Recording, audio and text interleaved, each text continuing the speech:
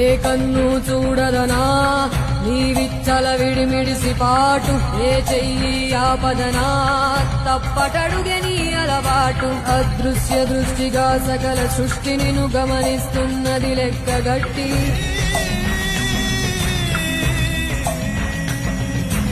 ఎంత బతుకు నీదెంత బతుకువో గుప్పెడు మెతుకుల కడుపు కొరకు ఎన్నాటలు వేటలు అవసరమా మనుజా.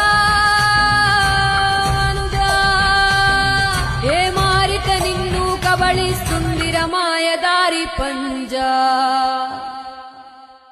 కోరికొని తెచ్చుకో మాకు కర్మ, దాన్ని విడిపించుకోలేదు జన్మ.